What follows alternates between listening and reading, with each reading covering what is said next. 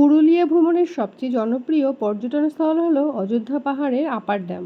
পুরুলিয়া ভ্রমণে এসে আপনি যদি আপার ড্যাম না দেখে থাকেন তাহলে আপনার পুরুলিয়া ভ্রমণে আসাটাই বৃথা হয়ে যাবে। সো হ্যালো এভরিওয়ান, কেমন আছো সবাই? আশা করবো যে যেখান থেকে আমার এই ভিডিওটা দেখছো সবাই খুব ভালো আছো, আর আমিও কিন্তু বেশ ভালোই আছি।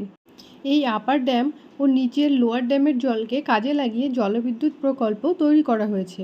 এই জলবিদ্যুৎ প্রকল্পটি মোট 900 মেগাওয়াট বিদ্যুৎ উৎপন্ন করেছে, যা আমাদের পশ্চিমবঙ্গের হুগলি জেলার আরামবাগ ও আমাদের প্রতিবেশী রাজ্য ঝাড়খণ্ডের রাজধানী রাঁচিতে সাপ্লাই করা হচ্ছে। আর আমাদের এখানে দাঁড় করানো হয়েছে এই প্রাকৃতিক দৃশ্যটা উপভোগ করার জন্য।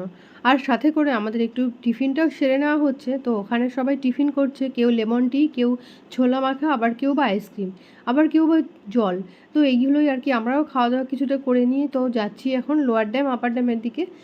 আর এখানকার সুবিশাল জলরাশি ও ড্যামের চারিদিকে পাহাড়ের অপরূপ সৌন্দর্য আমাদের মনের আকাঙ্ক্ষাকে আরও বেশি করে উচ্ছ্বাসিত করে তুলেছে।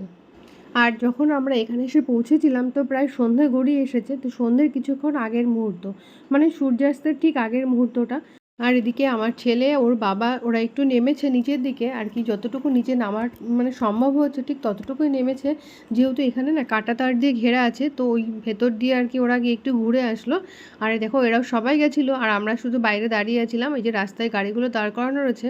আর এটা হচ্ছে দেখো মুখোশ গ্রাম। তারপরে চলে এসেছিলাম, রাত হয়ে গেছিলো। মুখোশ গ্রামে এসে দেখো মুখোশ বানানো দেখছিলাম, আর মুখোশ কিছু কিনেও আনা হয়েছিল। আর এটা আমরা চলে আসলাম এখন রুমে। আর রুমে এসে সব পরপর ঘরগুলো ছিল, রুমগুলো ছিল।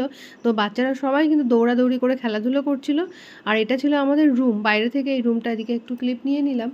আর এখন খাচ্ছি রাত্রের খাবার। দেখো ডাল, পটলের তরকারি, আলু ভাজা, শসা আর ডিমের ঝোল। তো এটাই ছিল আমাদের রাতের খাবার।